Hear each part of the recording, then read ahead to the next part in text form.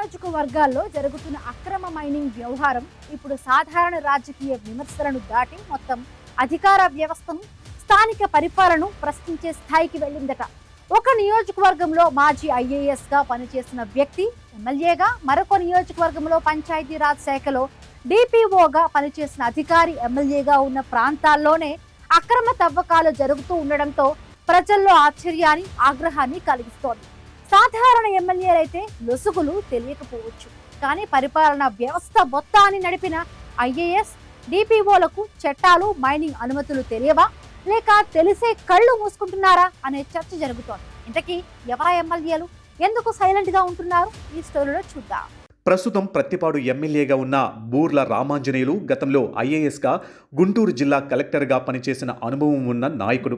అలాగే తాడికొండ ఎమ్మెల్యే తెనాలి శ్రావణ్ కుమార్ గతంలో పంచాయతీరాజ్ శాఖలో డిపిఓగా పనిచేసిన అనుభవం కలిగిన వ్యక్తి. జిల్లాలోని రెవెన్యూ, మైనింగ్, పొల్యూషన్, ఆర్టీఏ వ్యవస్థలు ఎలా పనిచేస్తాయో వీరిద్దరికీ బాగా తెలుసు. అయితే ఆనాడు సాధించిన ఐఏఎస్, డిపిఓ అనుభవం ఇప్పుడు ప్రజల సంక్షేమానికి ఉపయోగపడాల్సింది పోయి మైనింగ్ మాఫియాకు లొసుగులు చెప్పి అక్రమ తవ్వకాలు జరిపించడానికే ఉపయోగపడుతుందన్న ఆరోపణలు స్థానికంగా వెల్లువెత్తుతున్నాయి. ఎక్కడ మైనింగ్ చేయొచ్చు, ఎక్కడ చేయకూడదు, ఏ శాఖ నుండి పర్మిషన్లు తెప్పించాలి, అధికారులను ఎలా సైలెంట్ చేయాలో మాజీ కలెక్టర్, మాజీ డిపిఓలకు బాగా తెలుసు. దీంతో వీరికి పూర్తి అవగాహన ఉండడంతోనే ప్రత్తిపాడు, తాడికొండలలో ఇంత భారీ స్థాయిలో అక్రమ తవ్వకాలు జరుగుతున్నాయన్న ఆరోపణలు స్థానికంగా బలంగా వినిపిస్తున్నాయి. వీరిద్దరూ సాధారణ నాయకులైతే అధికారులు భయపడకపోవచ్చు, కానీ మాజీ కలెక్టర్గా, మాజీ డిపిఓగా పనిచేసిన వ్యక్తులు ఎమ్మెల్యేలుగా ఉండడంతో అధికారులు కూడా చర్యలకు వెనకాడుతున్నారా అన్న ప్రశ్నలు ప్రజల్లో వ్యక్తమవుతున్నాయి.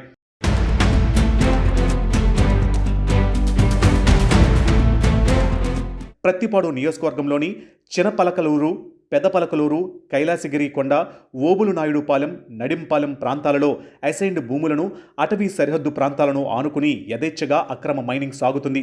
చినపలకలూరులో పేద వడ్డెర కార్మికుల జీవనోపాధి కోసం ప్రభుత్వం కేటాయించిన 5 ఎకరాల కొండ కోరిని కూడా ఎమ్మెల్యే అనుచరులు ఆక్రమించి తవ్వేస్తున్నారని గ్రామస్తులు ఆరోపిస్తున్నారు.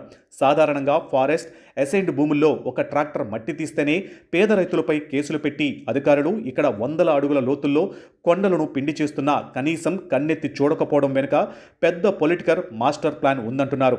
ప్రత్తిపాడు, తాడికొండ సరిహద్దుల్లో ఉన్న కొండలన్నీ రోజురోజుకు మాయమైపోతూ ఉండడం పర్యావరణవేత్తలను తీవ్రంగా కలిచివేస్తుంది.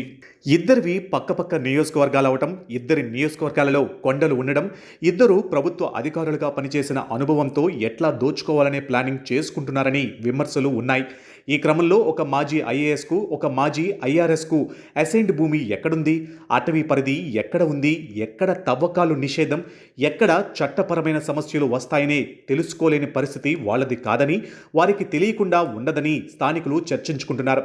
అందుకే ఇంత భారీ స్థాయిలో తవ్వకాలు జరుగుతున్నా ఎమ్మెల్యేలకు తెలియదా, లేక తెలిసే జరుగుతున్నాయా అన్న అనుమానాలు మరింత బలపడుతున్నాయి. ఈ అక్రమ క్వారీల్లో కొండరాళ్లను పగలగొట్టడానికి పగలు, రాత్రి తేడా లేకుండా భారీ బాంబు బ్లాస్టింగ్లు జరుపుతున్నారు. ఈ బ్లాస్టింగ్ల దాటికి సమీప గ్రామాలైన చినపలకలూరు, పెదపలకలూరు, ఓబులునాయుడుపాలెంలో ఇళ్ల స్లాబులు ఊడి పడుతున్నాయని, గోడలు నెర్రలు చాచాయని స్థానికులు భయాందోళన వ్యక్తం చేస్తున్నారు.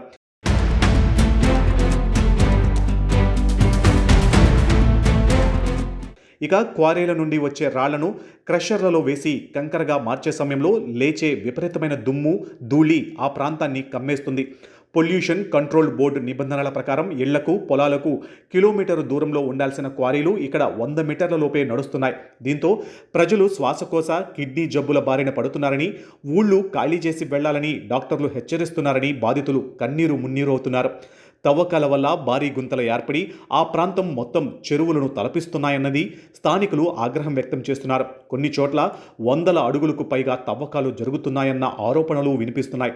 నడింపాలెం గ్రామ పరిధిలో గతంలో అటవీశాఖ భూములుగా గుర్తించిన ప్రాంతాలలో తవ్వకాలు చేపట్టవద్దని రెవెన్యూ అధికారులు చర్యలు తీసుకున్నారు.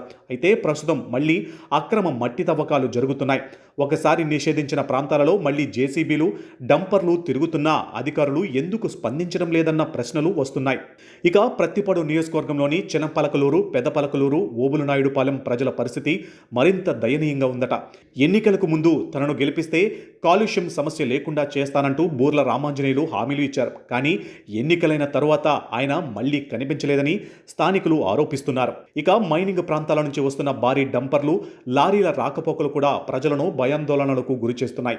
నిర్ణయించిన పరిమితి మేరకే కొండరాయి, గ్రావెల్, కంకర తరలించాల్సి ఉంటుంది. కానీ ఇక్కడ దాదాపు 40 టన్నులకు పైగా లోడ్ చేసి తరలిస్తున్నారు. దీనివల్ల గ్రామీణ ప్రాంతాలలో రోడ్లు ధ్వంసమవుతున్నాయి. చిన్న చిన్న పల్లెటూర్లలో భారీ లారీలు తిరుగుతూ ఉండడంతో రోడ్లు దెబ్బతింటున్నాయి.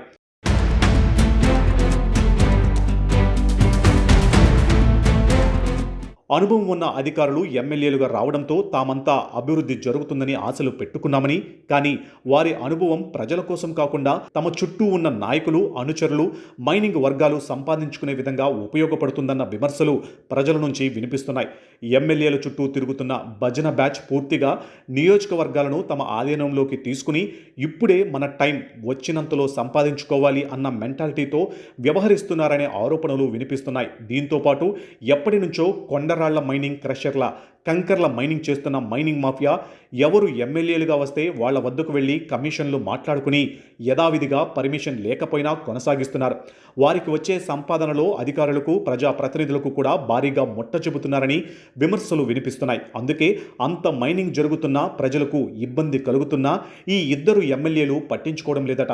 ఇక ప్రత్తిపాడులో ఇప్పుడు రూల్స్ కాదు, రిలేషన్స్ ముఖ్యం అన్నట్లుగా పరిస్థితి మారిపోయిందని స్థానికులు ఆవేదన వ్యక్తం చేస్తున్నారు. సాధారణంగా మైనింగ్ చేయాలంటే మైనింగ్ శాఖ లీజు, రెవెన్యూ క్లియరెన్స్, పర్యావరణ అనుమతులు, కాలుష్య నియంత్రణ బోర్డు అనుమతులు, బ్లాస్టింగ్ లైసెన్సులు అన్నీ తప్పనిసరి. ముఖ్యంగా అసైన్డ్ భూములు, అటవీ ప్రాంతాలలో తవ్వకాలకు మరింత కఠిన నిబంధనలు ఉంటాయి. కానీ ప్రత్తిపాడులో మాత్రం ఎక్కడ గ్రావెల్ కనిపిస్తే అక్కడే జేసీబీ పెట్టి తవ్వేస్తున్నారు. ఎక్కడ కంకర కనిపిస్తే అక్కడే డంపర్లు నడుస్తున్నాయి అన్న ఆరోపణలు తీవ్రంగా వినిపిస్తున్నాయి. 2 నియోజకవర్గాలలో 6 ప్రాంతాలలో భారీ స్థాయిలో అక్రమ మైనింగ్ జరుగుతుందన్న ప్రచారం జరుగుతుంది. కానీ అధికారులు మాత్రం చూసి చూడనట్లు వదిలేస్తున్నారనే విమర్శలు వస్తున్నాయి.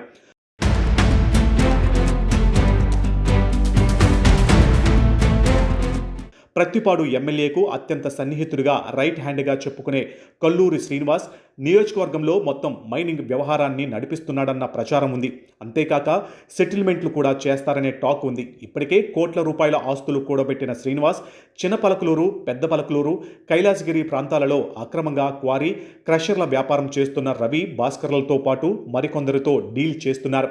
అయితే ఎక్కడ తవ్వాలి, ఎక్కడ నుంచి డంపర్లు వెళ్ళాలి, ఎవరికి ఎంత సెట్ చేయాలనేది కూడా ఈ వర్గమే డిసైడ్ చేస్తుంది. అయితే కొందరు వ్యాపారులు మాత్రం వాళ్లకున్న అనుభవంతో డైరెక్ట్గా ఏ అధికారిని, ప్రజాప్రతినిధిని కలవాలనేది కూడా వాళ్లే డిసైడ్ అవుతున్నారు. ఇక తాడికొండ నియోజకవర్గంలో పేరేచెర్ల, పెరంగిపురం, కొండరాళ్ల క్వారీలతో పాటు క్రషర్ల వ్యవహారం చర్చనీయాంశంగా మారింది. శివన్నారాయణ, చంద్రయ్య, మైనింగ్ డీడీ చంద్రశేఖర్ సహా మరికొంతమంది అధికారులు మాఫియాగా ఏర్పడి అక్రమ మైనింగ్కు పాల్పడుతున్నారు. ఇక ప్రతి మండలంలో 4-5 ఎమ్మెల్యే అనుచరులు ఉన్నారు. వాళ్ళు చెప్తేనే ఎమ్మెల్యే కూడా పనిచేస్తారనే టాక్ ఉంది.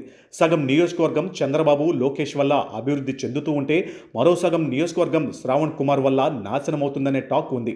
ప్రస్తుతం ఈ 2 నియోజకవర్గంలో జరుగుతున్న మైనింగ్కు ఎలాంటి పర్మిషన్లు లేవని, కనీసం పొల్యూషన్ పర్మిషన్స్ కూడా తీసుకోకుండా అక్రమంగా తవ్వేస్తున్నారని స్థానికులు ఆరోపిస్తున్నారు.